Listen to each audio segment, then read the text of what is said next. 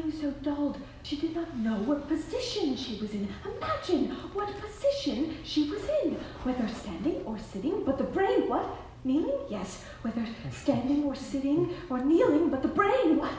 Lying? Yes. Whether standing or sitting or kneeling or lying, but the brain still in a way. For her first thought was, oh, long after, sudden flash, brought up as she had been to believe, with the other ways, in a merciful God. Welcome to Radical Listening, the Portland podcast where we talk to local artists about their current projects. I'm your host, Phil Johnson. And I'm your co-host, Clifton Holtznagel. Today, our guests are two people who are very important to my development in the theater world. We've got Rebecca Lingafelter and Cristi Miles, who are respectively the director and one of the performers in Beckett Women at Portland Experimental Theater Ensemble, playing now through January 25th, with shows Wednesday through Sunday.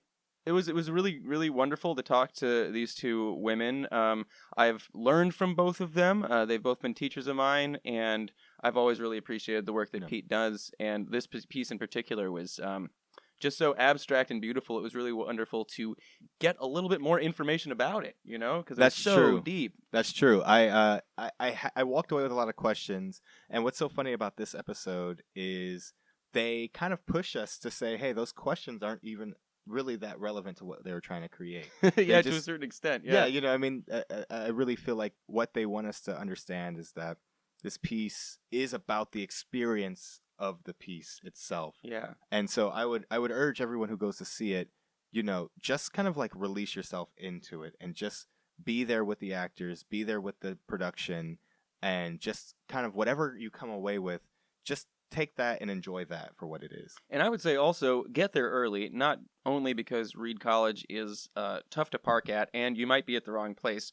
Go to the west parking lot. But get there early also because there's an interactive element to the show that's happening in the lobby that is actually really cool because it comes back on stage later. Don't want to give too much away about that, but it is really, it adds to the piece. So yeah, I think we had a fascinating conversation. We talked about the show, of course. We talked about the process, and more specifically, the process that Pete uses to develop their work. Pete stands for the Portland Experimental Theater Ensemble, and so a lot of their work sometimes is based on text and sometimes it's not, but it usually is deconstructing and changing and experimenting with the text, but also with just the general idea of how to make theater, and their process is a great example of that. And so we talk a little bit about that.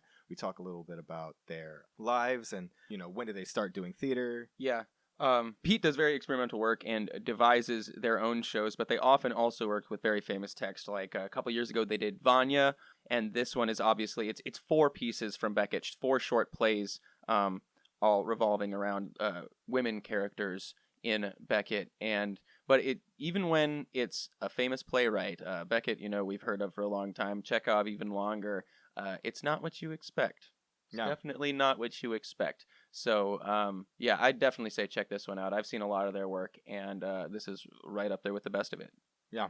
Now let's just get into our conversation with Cristi Miles and Rebecca Lingafelter. So today we're talking with Cristi Miles and Rebecca Lingafelter, who are part of the production of Beckett Women at Portland Experimental Theater Ensemble, running now until the 25th of January, Wednesday through Sunday evenings, except, of course, the last weekend, because the 25th is a Saturday. So, Rebecca, how are you doing today? I'm good. I'm so happy to be here and so glad you guys do this. It's awesome. Yeah, we're glad to have you here. Yeah, thank you for coming on our show, guys. I'm super excited to talk about your show because I haven't seen anything like that in a while, and it was really refreshing. So thank you very much for doing this work and then coming to talk about it with us. Yeah, thanks for having us. Totally. Absolutely. Yeah. Great. So I would say the most challenging part of this for me was the text. You know what I mean? I mean, it's in the title, Beckett Women, and Beckett's known for his text. And most of the pieces had a very similar style of using words, and it left you really trying to follow it. You know what I mean? You're trying to follow, because it was so interesting what you were hearing, but it was so scattered that it was hard to make sense. And I was just wondering how that affected the creation of the piece. Like, what came first? Did you decide we want to do Beckett, or did you have another idea and realize that Beckett was the right tool for that? We started with Beckett. So Mm-hmm. I have had this idea for a while about putting these 4 plays together in this particular order. The idea of putting together Beckett's plays that are written for women is not new. It's been done many, many times in different kinds of iterations. Often Footfalls is paired with a play called Rockabye. That's another monologue.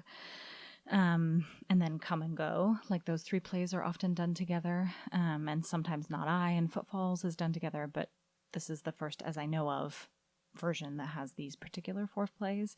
And I was interested in this kind of decumulation of text and accumulation of bodies. So the play begins with a mouth just spewing a monologue, a 15-minute monologue of stream of consciousness. And then there's 2 bodies in the space that are in dialogue, a mother and daughter. And then there's 3 bodies in the space that have a trialogue about a friendship. And then there's 4 bodies in the space that don't talk and just move. So I was curious about because Beckett is so known for both his airtight, razor sharp text, and his very constrictive mise en scène. So he gives you everything. He gives you what the costumes should look like. He gives you what the lighting should be. He gives you the sound cues.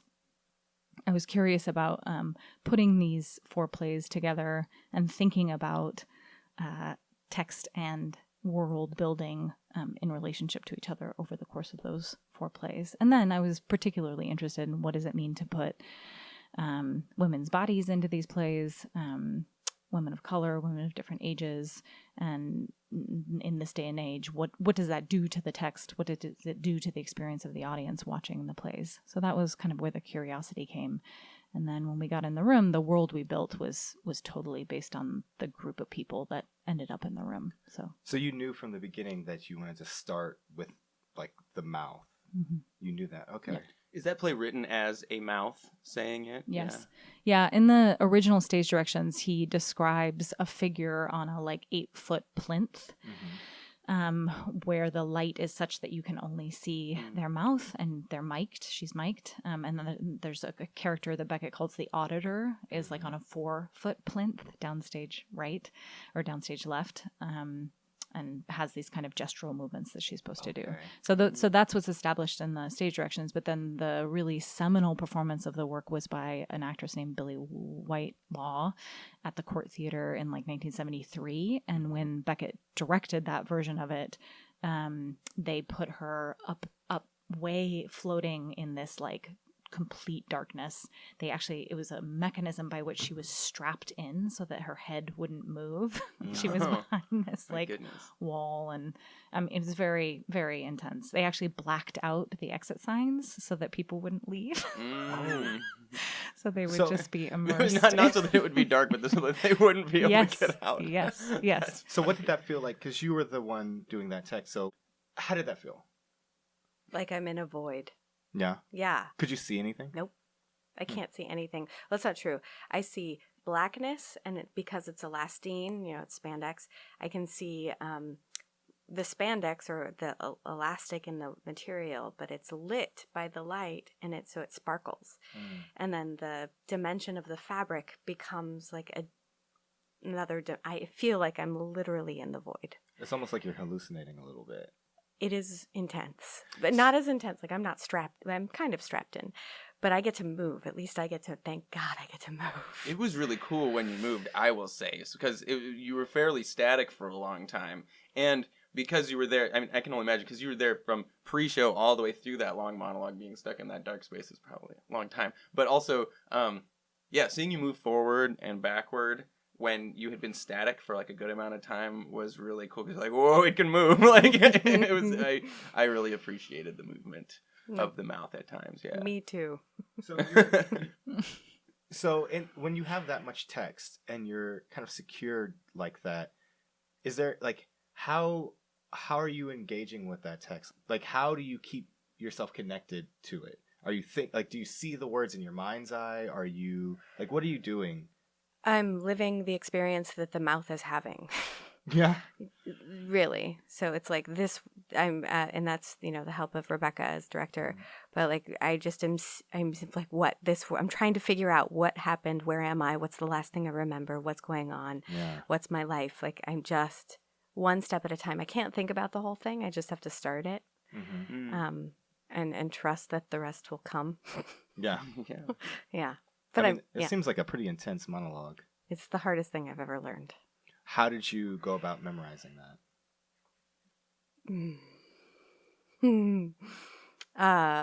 Repetition. I recorded myself. I've written it. I've handwritten it. I've worked physically.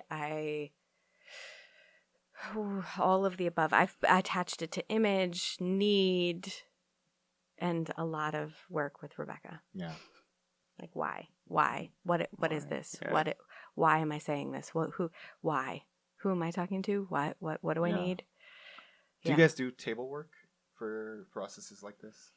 Yeah, we did about 3 days of table work, which was unusual for us. We started actually in August, though, with a workshop that was to discover sort of the design and the world of the play. That's that how makes Pete sense. works. We do an early workshop, usually about 6 months before the production, because we work with composition. We work with a devising process, even if it's scripted material.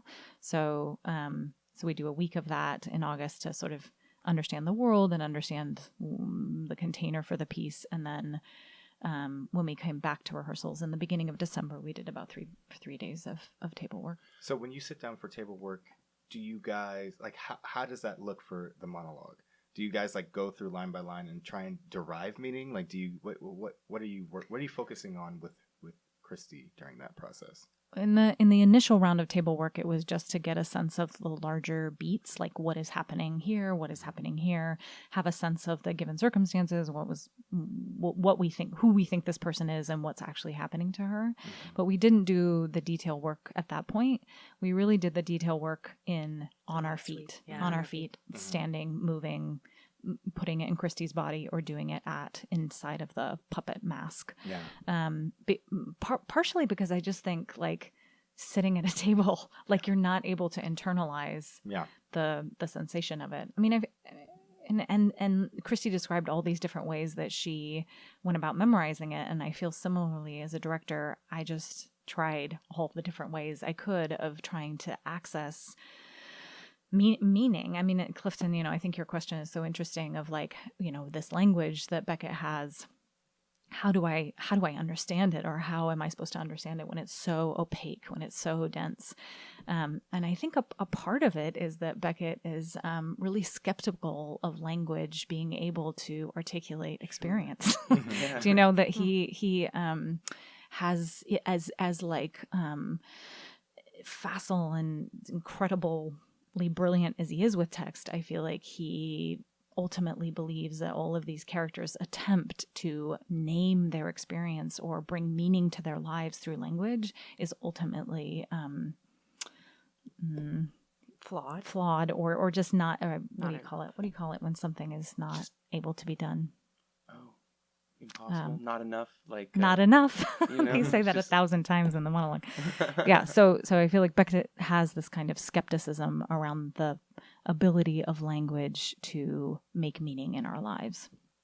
You had mentioned that the stage directions are very descriptive, and a lot, and I know that about Beckett Estate. When I hear about people talking about it, it's a lot of times like, very restrictive about casting and making sure that it's done the right way. You were talking about how someone said you did the piece wrong because you had a different interpretation of what they thought it meant. Like, how did you navigate that when in such a, in a devising process also, because the scene changes so much. And I wonder how much that had to do with what the stage directions were saying and how much you were just like, let's just do this on our own. I mean, it was a dialogue, right? I struggled actually a lot for the first 2 weeks of rehearsal. I just felt, I was like, I want to do it right. I have to do Beckett right. I feel the pressure of getting it right. And Rebecca had invited us from the very first day to like be misbehaved, to like rub up against it. That's in fact what we were doing. That was part of the experiment, was to be like, really want to get in there. And I don't know that I ever really was brave enough to like really get in there. I mean, you just started the run. Yeah. Totally. I felt like maybe right after tech, like when I put on that sequence in Fringe, I was like, yeah, something that was really empowering, to rip off the robes that symbol like the rules, the prescription that he writes, that like there's so much that in that robe that I get to rip off. Yeah. That I like, it just like found freedom in it, in Quad in particular. Yeah. And I feel like I found on opening freedom in Not I for the first time, like just a fun. I found fun in Not I. Which one is that again? The mouth. The mouth. Okay. The mouth monologue. Totally. Yeah. He's so opaque that I just feel like every day it's a new go, and I just really take his quote, fail better, fail bigger, fail better to heart with this play in particular. I'm just like, all right, let's see, break. What am I breaking today? Sunday was my toe, but So you have these images that are kind of a part of the script or part of the tradition of Beckett. Was there any like delineation from that? Like, what specifically did you craft that you say, I want this to be different? Yeah, I mean, I feel like, again, like what Cristi said, it was a dialogue. So I never felt like we were like, oh, we'll do this like opposite thing from Beckett. I mean, in some ways, I really wrestled with that. Like, why do Beckett? Why do Beckett if we're just going to break Beckett? Like what's the kind of, what are we really doing? And to some extent, because of the nature of our company, we're always starting with a question. And that was our question. Like, what is it to do Beckett now? What is it to do Beckett in the bodies of women right now on this stage? Like, what is the story that wants to be told through this experiment? So I feel like how the ways in which we departed from Beckett were born out of like going so deep into Beckett that we sort of came out the other side. Okay. So I in no way expected us to end up in the Garden of Eden, which is where we ended up in the world. When did that image play. come about?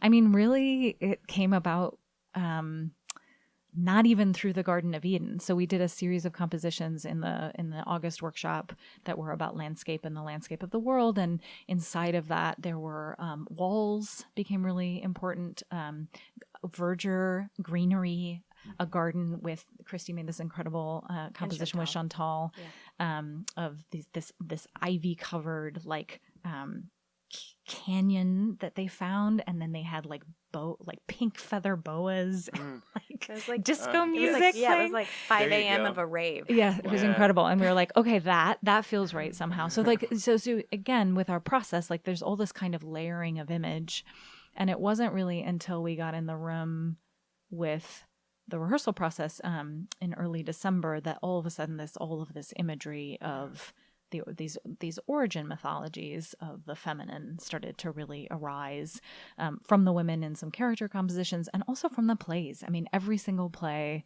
except for Quad, God is talked about. And I mean, I just think you cannot extricate Beckett from his Catholicism, even though he himself extricated himself from it. I mean, it is so much a part of the culture that he is writing, a part of his history. His relationship to women in particular is steeped in a sort of Catholic understanding of women. So all of that just started to percolate and become part of the vocabulary that we were investigating. So talk to me more about Quad. How did that process begin? What were some of the early images and rehearsal techniques, and how did we end up with Quad? Because I think everything else, you had text to kind of inform what you were trying to do. So how did Quad kind of come about? There is a text for Quad. Okay. Tell me, I because wish I don't wish know. I brought it. I know. It's Was so it was up beautiful. on the wall It at the was beginning up when on you the walk wall. in. Did Yeah, you see the bulletin board where they were like letting you walk through quad? No, At the I beginning? saw that was the thing, but to be honest, I got there, with probably 5 to 10 minutes to spare, Yeah, so yeah, I yeah, got yeah. right in. I think Rebecca's going to try to pull it up, but there is a script, Okay. and it's like a map, tells you where to go, how to move. So we just did that. We learned that. I don't want to say we just did that. We learned that. We learned A set of instructions, right? Yeah, there's rules. It's a rules. Like who goes first, who comes in, like, and how long they go, who comes in after that. And so then it's a duet, and then it becomes a trio, and then a trio. Okay. And then pulling back out, that's And all then according to the pattern of the It's script. all according to the script. Damn. Yeah. And the number of times too? Number of times too. Everything is according to the script. and what we, except for the dance. Right. So Okay. what we did, so he has this beautiful stage direction. I'm going to pull it up for you, that talks about, so it was originally written for television too. He even has the camera angles. Yeah. So you can watch it on YouTube. It's pretty incredible. Yeah. On German TV. It's an amazing artifact. So this is what the script looks like. Okay. So And what it's looking like is... Yeah. I want everyone to know that it looks like some sort of like video game cheat code. Yes, that's exactly. Yeah. That's Looks like exactly actually. So like, for example,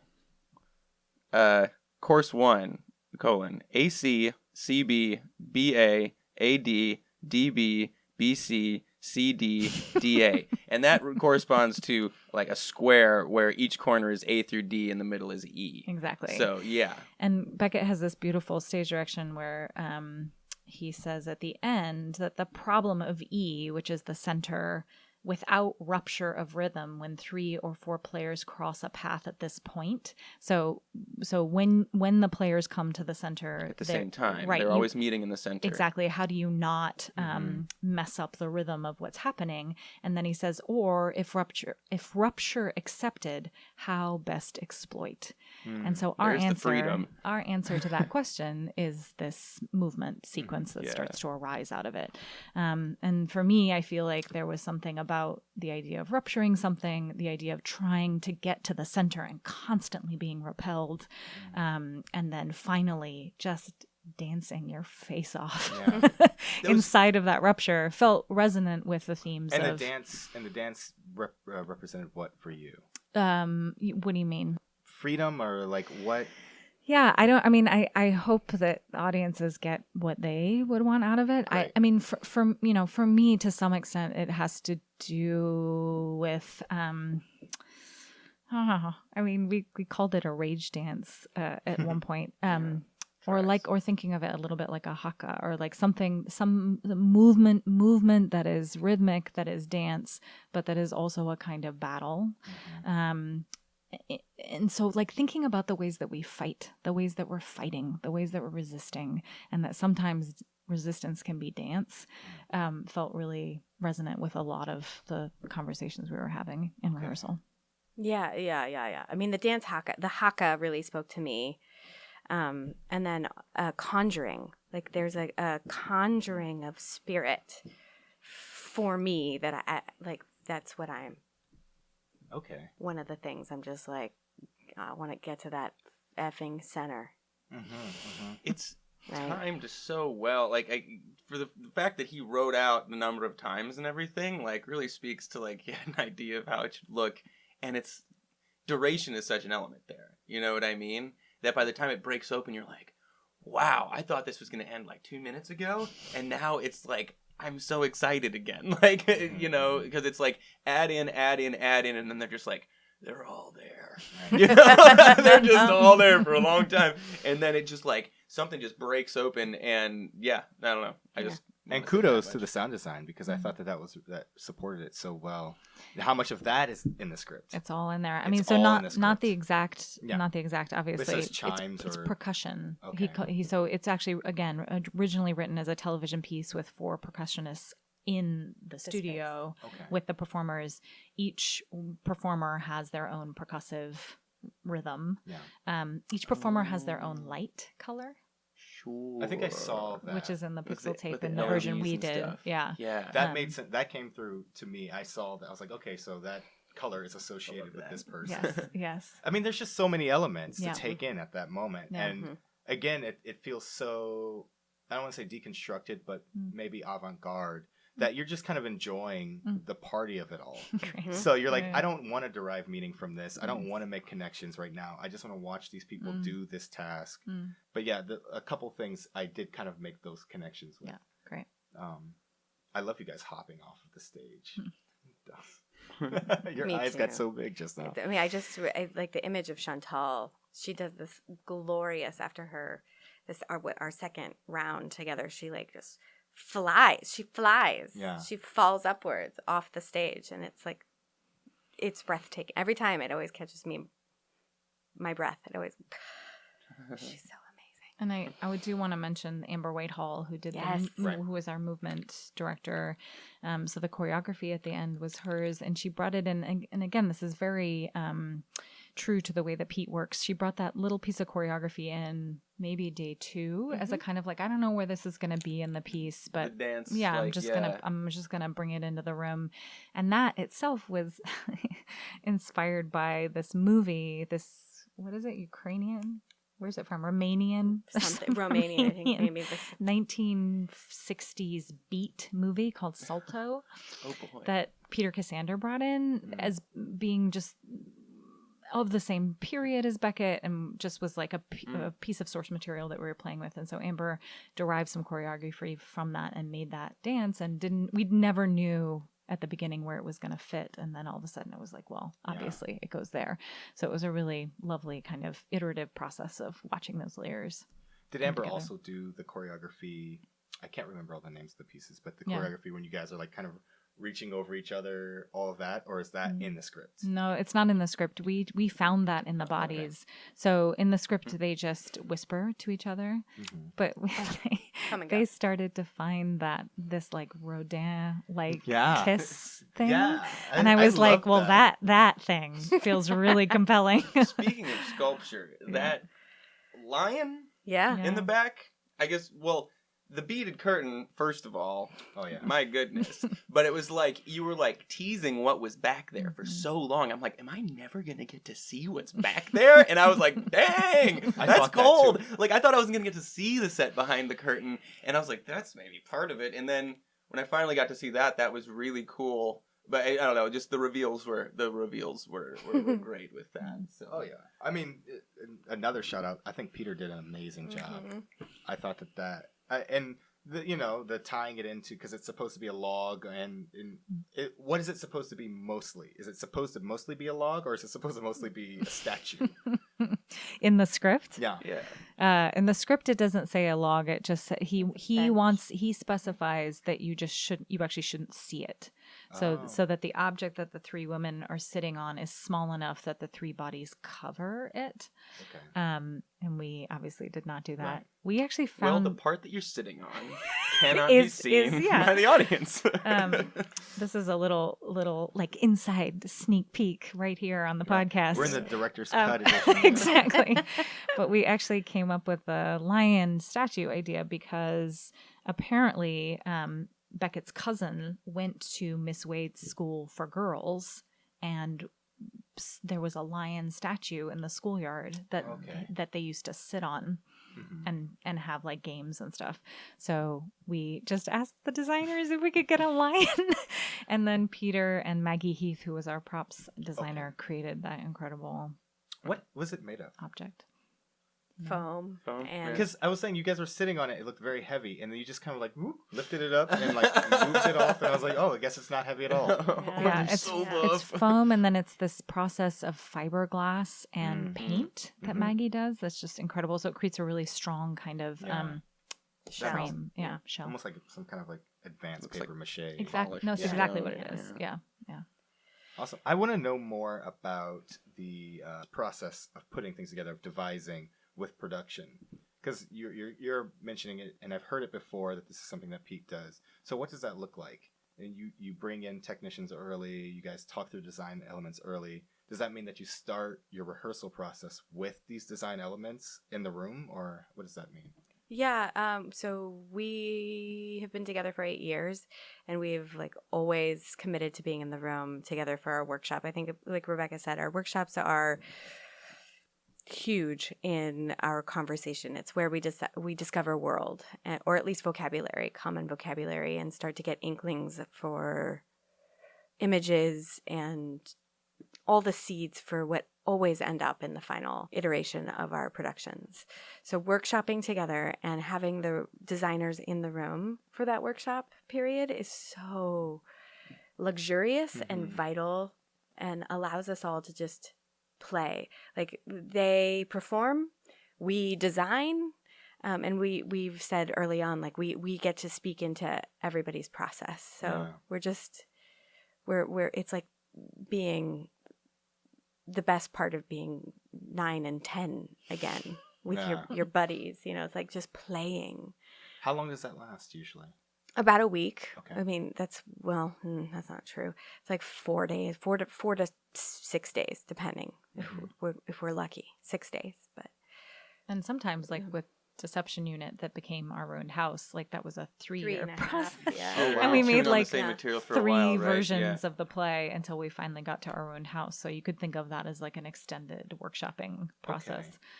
So it just depends. Yeah. And how much did the space that you're in affect it? Because I know you perform at Reed a lot, and so you're very familiar with it. But you know, there was some type of specific things that happened. Were you able to get in there and play around with tech beforehand, or you have some sense, or how much like maybe came up during Tech Week while you were in there? I mean, we're really lucky because Peter Casander teaches at Reed, and so we get to be in residence with the show when we're there. So we actually start rehearsal in the space. Oh, you Oh, were so just you're rehearsing the always in there. space? That's also such a great space. It's a beautiful I've space. seen that thing flip so many times. know, I it's always really- love what happens in that space. I think the last so Pete mutable. show I saw was Vanya, Yeah. and Yeah. it was fantastic, and it was I loved it so much. Yeah.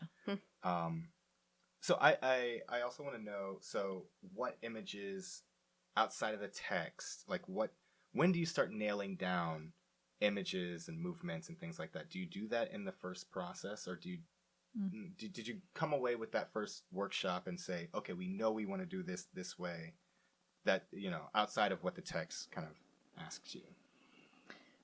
I don't know that we ever nail anything down. Like Well, not nail it you down, know, but- like I just like, it's one of the things I'm so appreciative of our process and of our group is that we're so comfortable in the unknown yeah. of holding it. And I think we say yes to, I don't know. I mean, I think we say yes to a lot, and then we pare away. Yeah. Like one of our jokes, I'm sure it's not just our joke, but is that we'll cut it in tech. We're like, yes, for now, we'll cut it in tech. Right?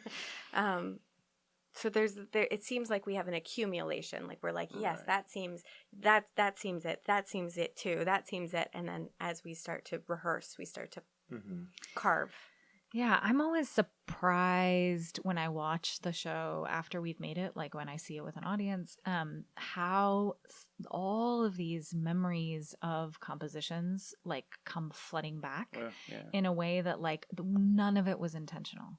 Do you know, it wasn't like, oh, I saw that composition, I'm going to use that moment and I'm going to plug it in here. Right. There's a kind of like collective consciousness that we are developing together as a group inside of those workshops and inside of the kinds of this composition work where you're staging ideas as opposed to talking about them, that allows this kind of deeper pool of material to be generated as a group, and then all of that just ends up in the play. I still, it's quite a magical process, and I watched the show. I sent them an email on the day of opening, like being just so amazed at how I could see now, once it was all done, all of the ways that their compositions had made the thing that we had made. Right. Even the stuff that ended up on the cutting room floor, so to speak, is just like, whoa, there it is, and we didn't even try. That's Yeah. right. That's Yeah, right. yeah, It yeah. creates these layers of meaning that are there. Yeah. That's beautiful. So what's Pete's mission? Just, I've never asked this question before. I can't remember the second word. It's like to propose. That's the word I can never remember. To propose new ways of being through creative inquiry and performance. Ways of being. Okay. Yeah, I was wondering if you guys had a specific objective, like when you do all this work, because some work, like for instance, Vanya is a play that kind of resembles much more what I expect to see. And then I see this, and I'm like, okay, this is, way more kind of avant-garde, I guess. I don't want to say esoteric, but yeah. And so I wonder what's the through line. The process. It's the process, yeah. So something like Vanya, where we said we're gonna make the play, it still has a devising process, but there's a narrative versus a collection of short Beckett plays, right? There's not going to be a narrative. I mean, the show we made in the summer was all about the impossibility of narrative. So that show too was like, probably you would experience it and say, oh, that's a little more experimental, traditionally experimental than when you came and saw Vanya. Did the show that you did in the summer, did that also have text? Or It did. It was written by a playwright, a living playwright. Do you guys ever do a pure devising process? I mean, I'd say Deception Unit, this last show we did was probably our most recent purely devised piece, but we devised with a playwright. Okay. I was curious because you speak in the director's note a lot to how this has a lot to do with womanhood and the minimization of women and the reduction in society of women. And I was definitely hearing things throughout that. But Beckett's a guy also. And I think that's something really interesting to be playing, words prescribed by a man for women to portray the minimization of women. But I guess I just wonder what the decision was there. You know what I mean? Like, why Beckett? Why not Beckett? Sure. I mean, I know that for me, I was compelled to work on it because he's one of the greats, one of the canon writers, and he's such an. I'm trying to censor because I usually curse like a Oh no, we cuss on this podcast. I mean, he's just kind of a. I don't know that I have the word. I mean, I've thought so many by this point. Anyway, he was a misogynist, and so he wrote for men, and the state will keep women from playing in his most famous plays. And so there's this like little, there's a reckoning that I felt compelled to learn his piece. And I've cursed him so many times, learning that I was like, fucking Beckett, like fucking Beckett. But also it's one of the most beautiful things I've ever learned and experienced. So I don't know. There's something juicy in that. Yeah, and especially now we're looking back on all these people that we revered and, really reckoning with the fact that they weren't great human beings. A lot of them. Yeah. You know what I mean? And so I think there's something really prescient about that, about attacking a piece of material like that, And we're comparing them to our modern sensibility as well.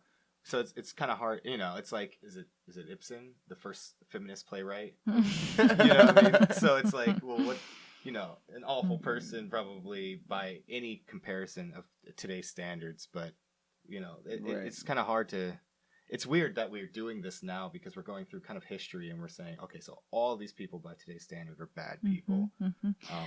Yeah, I mean, it's one of the interesting things about Beckett's later plays is that he did write more for women than he did early in his career. I mean, he was a misogynist to the end. That's just true. But some critical writing about his work sort of identifies a shift in his perspective on women going from a really like binary and sort of, traditionally patriarchal kind of view of women and their role, and then in these later plays having a much more complex relationship to the women characters that he wrote. So, I mean, I think people are human beings with much complexity. I think absolutely we wrestled with the fact that he is famously anti-women in some ways. And we wrestled with that in the room. And I think it was part of the reason that we did it the way we decided to do it. I think, we just keep doing the same thing over and over again. In what way? Who? Our culture. Okay, I mean, it's one of those things that I just like, I'm always shocked. I'm just shocked at like the ways in which, I mean, right now, if I turn on a television, the way that women are expected to look and behave, and I'm like, really? Like, this is 2020. Right. This is what we're still thinking about femininity and femaleness in this particular way. And so I tend to hold the belief that these deep cultural narratives, like the story of Eve or like the garden, all narratives that Beckett is steeped in and wrote about, are really deeply entrenched in our collective understanding of each other. And we try and deny it, and we try and be progressive, and we try and say that we don't have those things, but we fucking do. And so for me, it's also about excavating that shit and like, you know, lancing the boil a little bit. Like, what does it mean to dig under that, and really look at what are the roots of, you know, theater. I mean, like, right, most people would say that Beckett is one of these like foundational pillars of contemporary theater.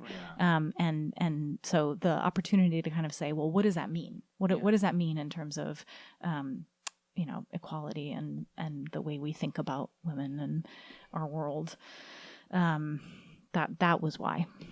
If your audience would walk away thinking one thing, what do you want them to grasp from this work? No? No. How would you explain this to someone who's not into theater? Like, if one of maybe your kids' friends, parents who does something that I can't fathom. Like, what's your you know, elevator pitch? I mean, like, I think this thing you said is so beautiful, Phil, of like this experience that you sort of gave up. Okay. Or you were like, I don't need to know what this is about. I'm just going to be inside of the experience. And generally, I would say that is Pete's mission and goal. I think we understand theater as fundamentally a space of shared presence. And so narrative and storytelling is not so much our number one. But that could be the thing that they leave thinking. That's what I'm saying. Yeah. That's what I'm saying. Absolutely. Yeah. Like, that's totally... I mean, the reason I don't want to answer your question is because... you know, I don't think there's like one thing. You don't want to be like that guy who was like, you did that play wrong. Well, you thought the wrong thing about this piece. That's right. You know? And I don't want you to think that that's what the question is. Yeah. It's funny because I was just talking to you earlier about this. I went to OMSI yesterday to go see the Mesmerica thing, which is essentially some kind of psychedelic projection based, music based projection. Yeah, it's in the planetarium. Okay. It's actually really cool. Yeah. But it similarly to your show, it kind of gave me this feeling of there's just moments where you're just like, I'm just gonna like in the beginning the guy kind of like preps you and he says, I want you to like dive deep into yourself and like pull out your humanity and like think about deep things. You know, it's really like that. And then after a while it's just his music. And, you know, you try to think about deep things, and then you just start thinking about, like, okay, what am I going to eat? And, like, these types of things. Yeah. And after a while, you realize that is the point, is that I kind of had this awakening, and I had a similar feeling during your show, which was, at a certain level, the point is that you've created this space, this kind of clear space, and you've given me these provocative images to think. That's right. To think about everything. That's right. Yeah. And so it was kind of like, you know, I can choose to engage my thoughts with like the deep questions of Beckett, but I can also just choose to engage with like the images I'm seeing and how I feel about that, or what I'm hearing and how I feel about that, or just to disconnect completely. You've given me that space. Yes. To disconnect completely, especially in the first monologue, to say, okay, this language is too heavy. I don't want to engage with it. Yes. And I want to think about things that I'm thinking about. Yes. And then when I come back, you're still going to be there for me. Yes. And that was definitely my experience. And so it was kind of a thing that I had to learn over the course of the show. Absolutely. I felt like I had to be comfortable with my mind wandering, because I'd be like, what are they talking about? What are they talking about? I'm like, I still don't get it. And then somehow I'm thinking about something else. I'm like, gotta get back in there. And then I was like, just let it go, man. Just let it go. I love that. But then I will also say that whenever I would check out and then check back in, I was just drawn. I would check in because of the imagery. Drawn back in, because it felt intentional the whole time. Right. You know, you were able. It felt like, oh, they know what they're talking about. For instance, sure. You know? Rose being on the balcony there fantastic. I don't know if that's in the script. Now I'm like learning that there's so much that's in the script, but I don't know if that was in the script. But I remember I'm like trying to listen to the monologue. I'm just like, I just can't follow this, you know, like I just can't. And I don't know that anyone can, you know, that's why listening to you talk about learning it. I don't know. That's why you blacked out the exit signs.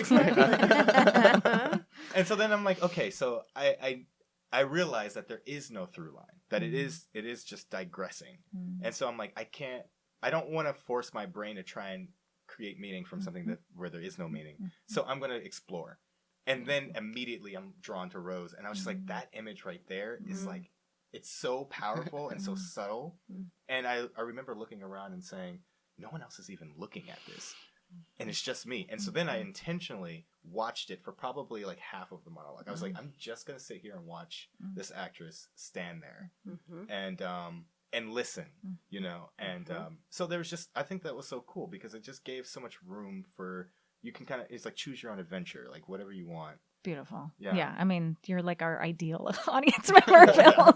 No, I'm serious. I mean, Pete talks a lot about choose your own adventure, like that, you know, that we're interested in the audience, exactly what you're saying, being able to map their own meaning on top of these images that are really open in many ways. Like we have things that we're saying to ourselves. Yeah. And we're just inviting you into that dialogue, right? Yeah. But we're not telling you what it means. I will also say that I was prepped because I had a day full of just taking in so much art. I went to the art museum in the morning and I saw the exhibit.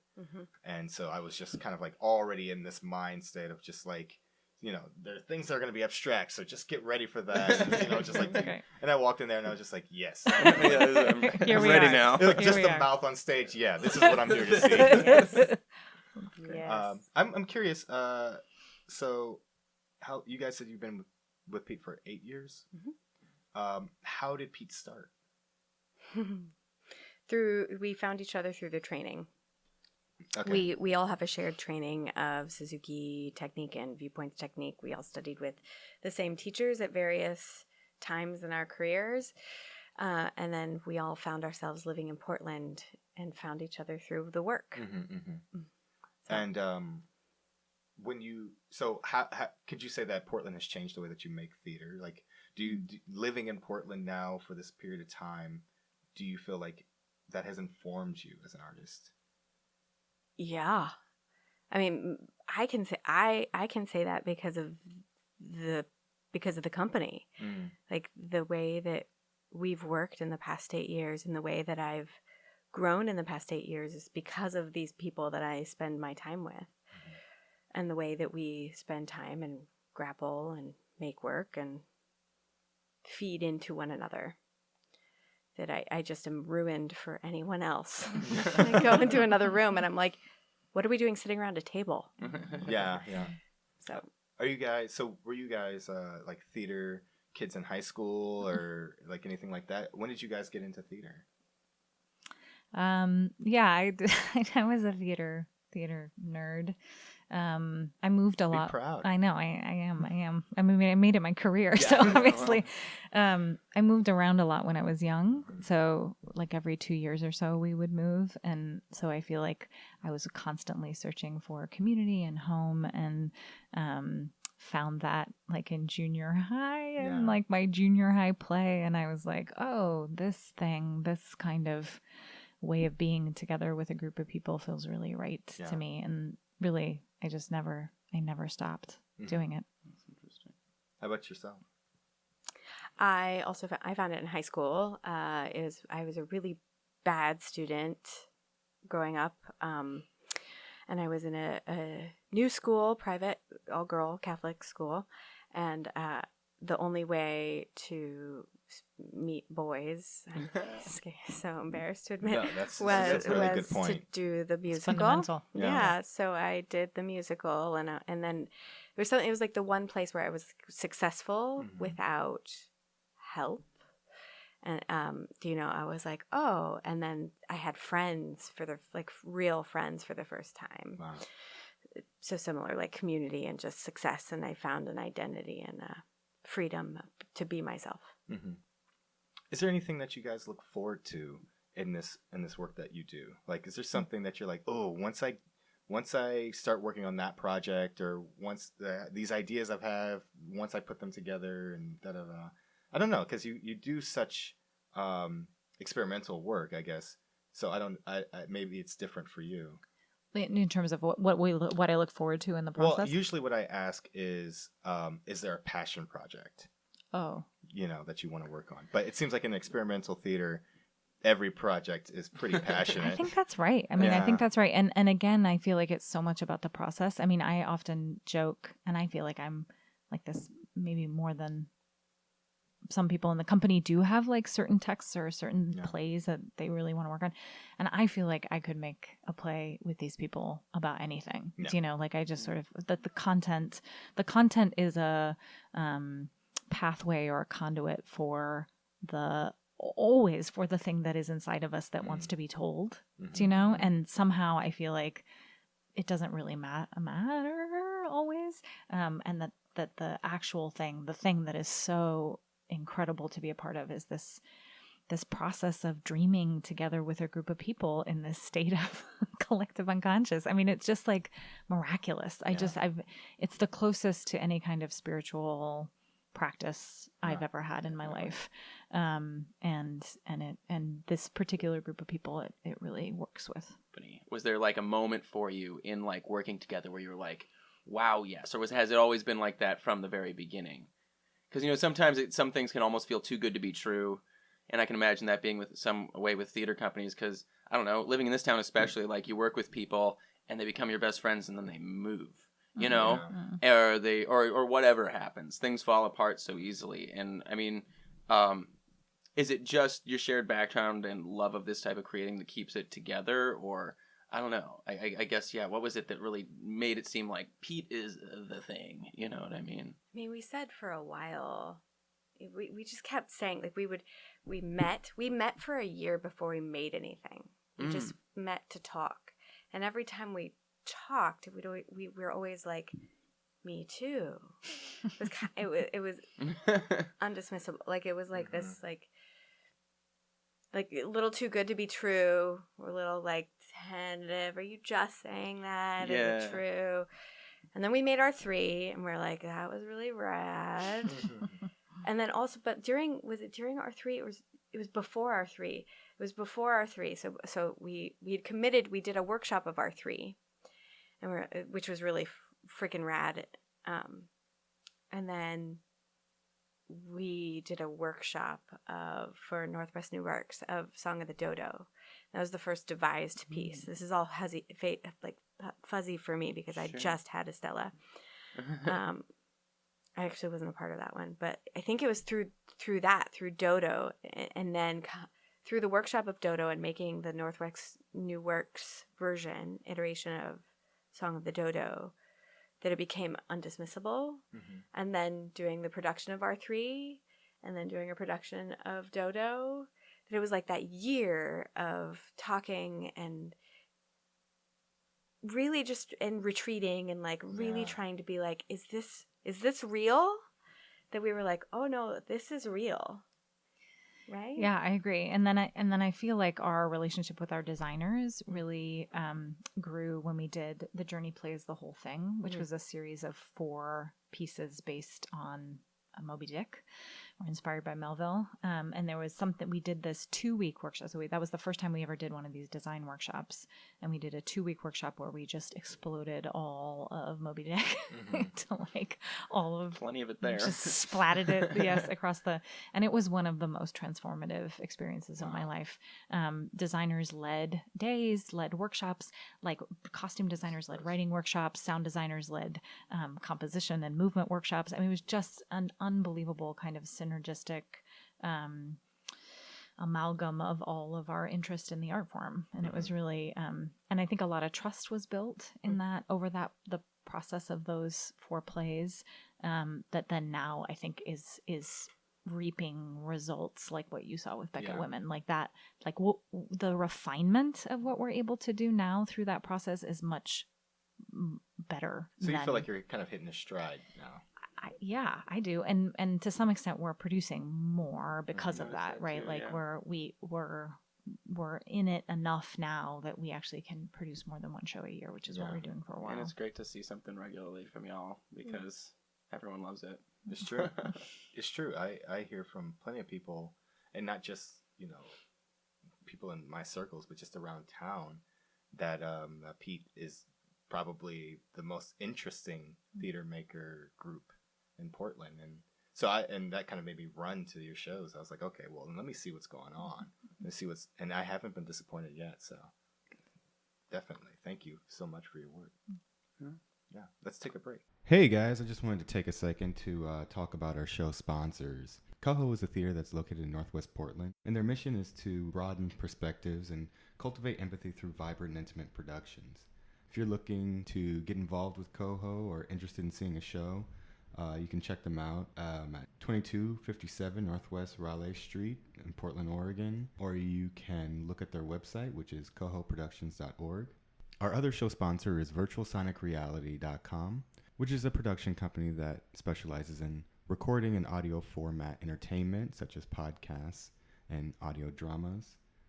Feel free to visit the website at virtualsonicreality.com. And now back to the show. Welcome back. It's time for headlines. Headlines. Everybody's favorite part of the show. You're nervous, not nervous about it. A lot of people are. How do you feel about the fact that you're not nervous? It's not anything to be nervous about. It's not anything to be nervous about. I don't know why people are nervous about it. So good to hear that you're not nervous. All right. And these headlines, we're going to get into some pretty interesting things. The first headline I want to talk to you guys about, so we know our Oscar nominations. Oh, right. Oh. Yeah. And this headline reads that no women are nominated for directing in the 92nd Oscars. And that's Variety. So I just wanted to hear your take on this kind of all-male directing Oscar. That's a good take. There it is. That's slow raspberry. This is why we listen to Radical Listening. Yeah. Well, Yeah. I mean, I don't know. Okay, so yeah, I mean, it's bullshit. It's bullshit, complete and utter bullshit. And also, like, what the fuck are the Oscars? But other than like a way to promote movies. Let's get into it. So, like, we're still gonna fucking make our art, and if nobody's gonna. Nobody. It's not that nobody. If the advertisers aren't going to take notice, then they can just like learn to sit down, and we just have to keep lifting each other up and putting our money where our interests lie. Yeah. And I would say it also speaks to what you were saying, Rebecca, earlier about how, it's kind of like we give all this lip service to inclusion and being progressive and like moving on from this awful thing, but like. The seat of power still rests in the place the seat of power still rests. And it's way harder to change practice than thought, even in ourselves, we are walking contradictions a lot of the time. And yeah, it's just like things like this. You're like, yep. And there you go. So. And it makes you wonder about the Oscars, like relevance in 2020, it's not something that I watch necessarily anymore. Like every now and then I'm like, let me see a clip on YouTube, but I really, everything's kind of shifting away from that. And I think that stuff like this just kind of, it makes it clearer that it's just not important. Yeah. But it acts like it's so important. And that they're out of touch. Do you know what I mean? I mean, because where the money is now is in streaming. Yeah. And I feel like, so they're also like desperately grasping onto the last shreds of the patriarchy as hard as they can. But it's changing. It has to. Yeah. Yeah. It's the same executives that say black doesn't travel, and then you put out Black Panther, and it's the biggest hit internationally. Exactly. You know what I mean? Exactly. And not to mention that you're not even thinking. Yeah, I don't have a headline for this, but I also know that like the only black person who's nominated was in a like slave movie or something. Was playing a slave or something like that. Yeah. So it's kind of like what is the Oscar? Yeah. 92nd Oscars. So there you go. They old. Time to be over. Yeah. So that was the first headline. Second headline. Okay.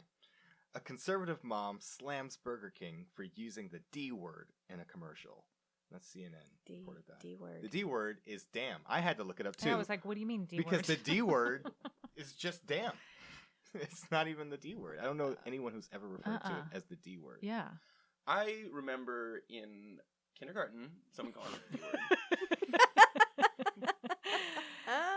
Yeah. Oh, okay. Yeah, I don't know. Would you be offended if you were watching a commercial and they said, damn? No.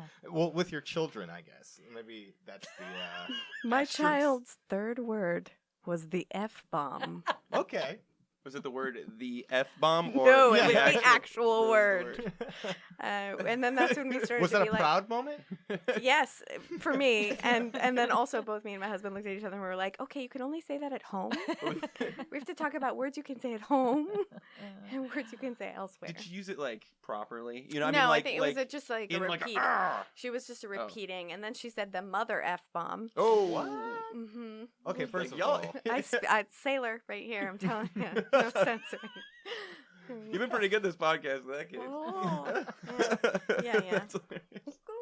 So is that something that's changing? Do you think that cursing is no longer as important as it used to be? I mean, I grew up in an environment where if you cursed, you'd be reprimanded for that. But it seems like nowadays, modern parents don't care as much. I think it depends. Yeah, I mean, yeah. it depends on the group and the culture, and I mean, yeah. Well, I would say just the word damn in general is like a very religious word. And so as people kind of got a little rid of the religious CBGBs, maybe, saying damn it isn't so bad. Because that was like, you're cursing. You're like, God, curse this thing by saying that word. And now people are just like, oh, damn. So I don't know.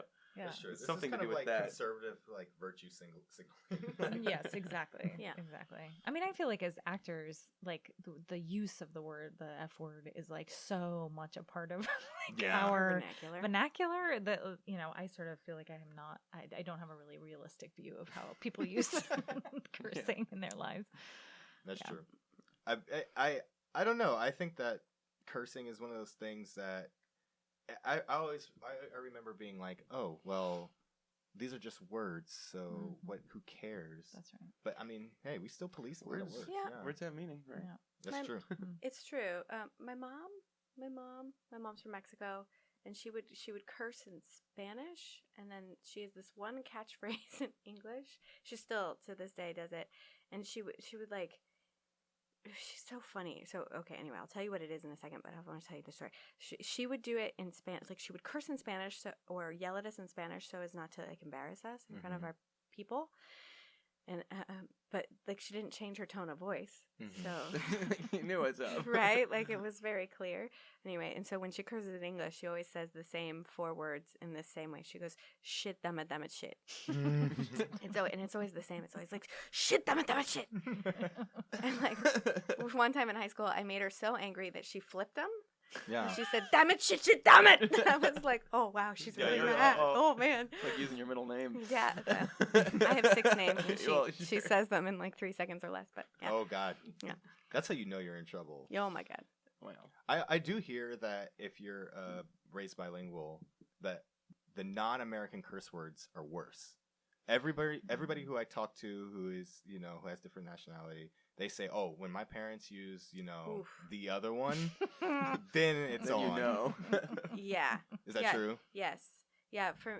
It's for me. It's like I don't know, because she also curses like a sailor. I mean, I got it from somewhere, and so she's very liberal with her colorful language, and it's more of the look and the tone. yeah. Like there's a look and a tone.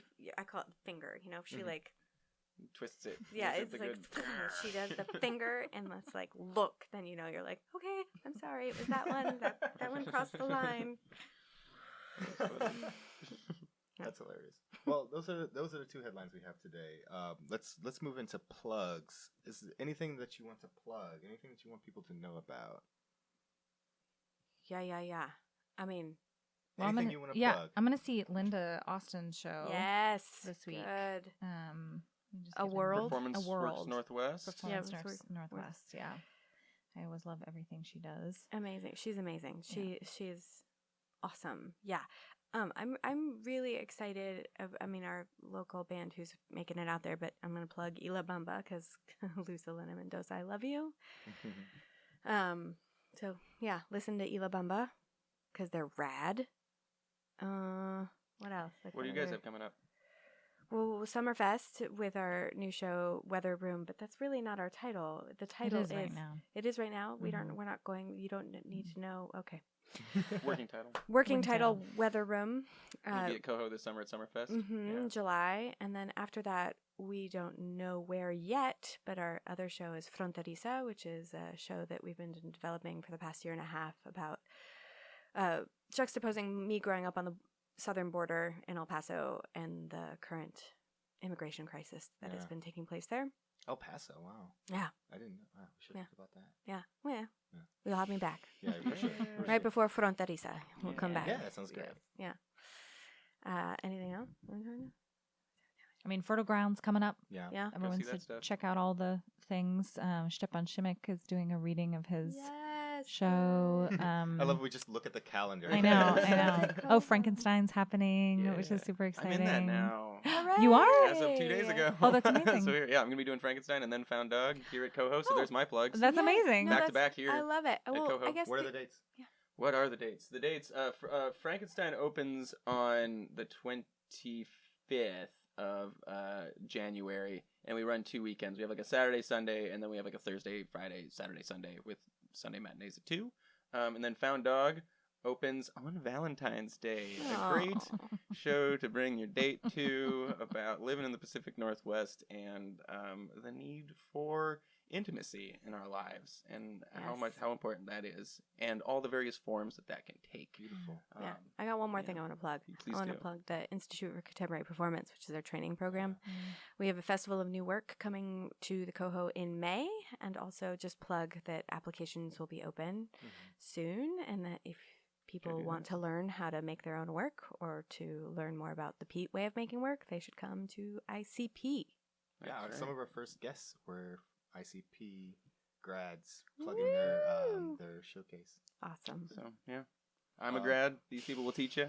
You know, it's good stuff.